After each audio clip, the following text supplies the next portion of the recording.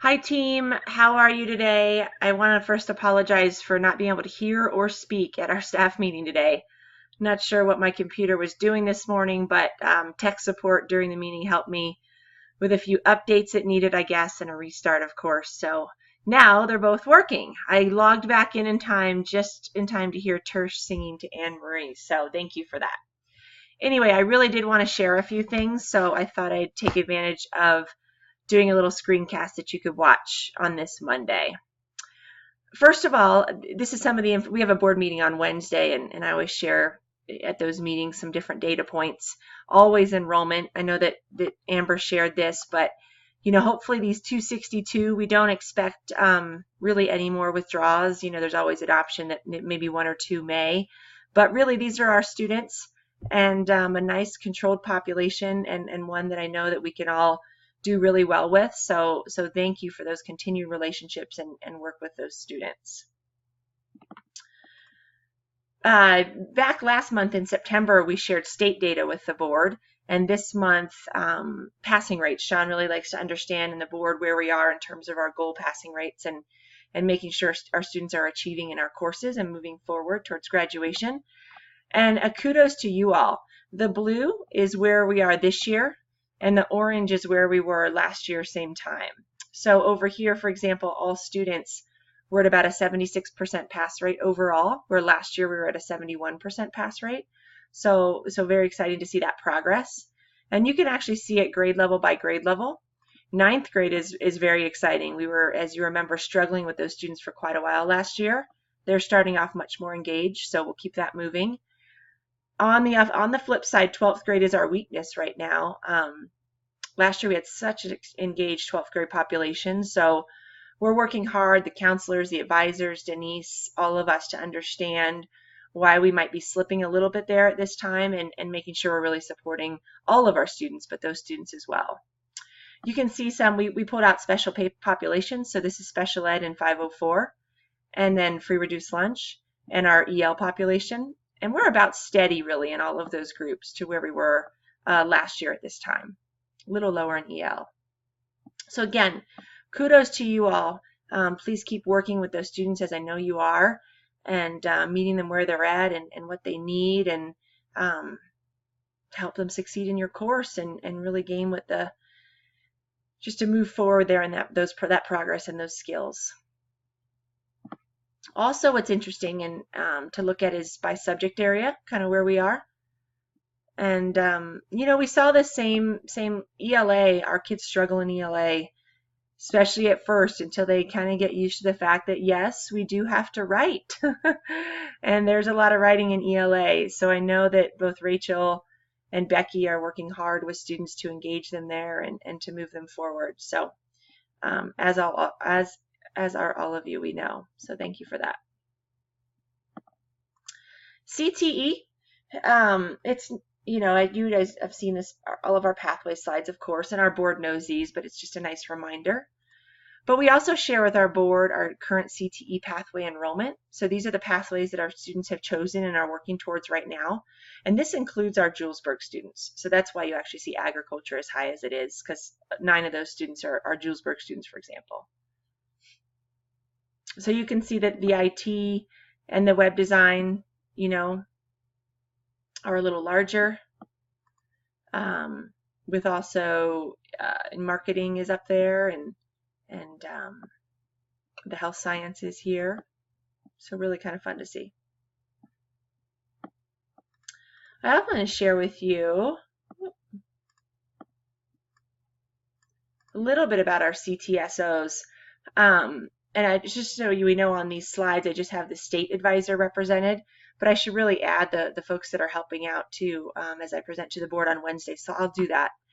But it's kind of fun to know we've got 10 members in skills, and they're headed to a big conference in Colorado Springs, the Fall Leadership Conference in November, where I know Jenny's going to go help Jolene out down there, which is great.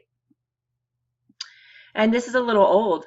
Just over the weekend, I know Jolene and Shar sent the officers elected, so I will update that by Wednesday for the board as well.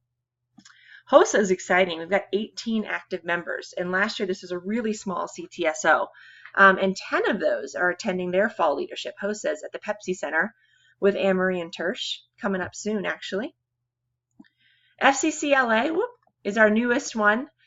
2 or 3 students right now. It's also our smallest pathway, so Beth is working hard to engage those students and really get that off the ground as she learns more and understands more, which is great.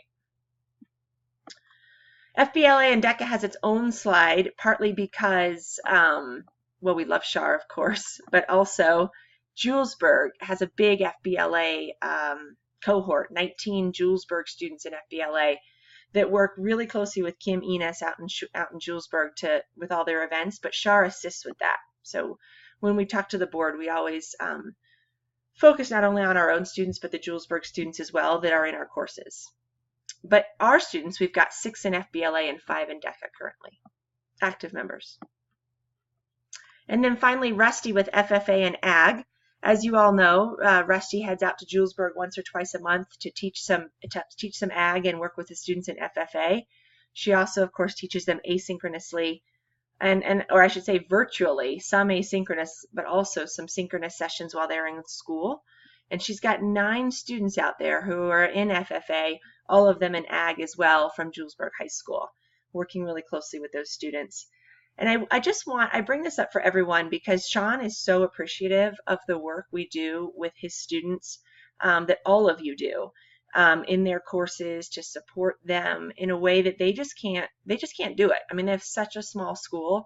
Their budget is incredibly limited. So to have the resources from K-12 and from all of you, the board and Sean love to hear about stuff going on and are just really appreciative for that work. So please know that, and that that doesn't go unnoticed to each of you teaching his students. And those of you who don't teach his students, because maybe you teach in a core area where we don't have one, just know that he's continuously appreciative of all the great work and great progress our school has made, and says that time and time again. So thank you all. On that note, what I really wanted to share today is a little bit of an update on the school performance framework with the state of Colorado with CDE. We finally have some progress. As you know, and I'll start here, our original one-year performance framework, while we were in improvement status, it didn't include our SAT data down here in the PWR area. They had some coding issues, which I'll talk about more, that we've learned now about them. And actually, come to find out, our 11th graders were also not included in our growth area.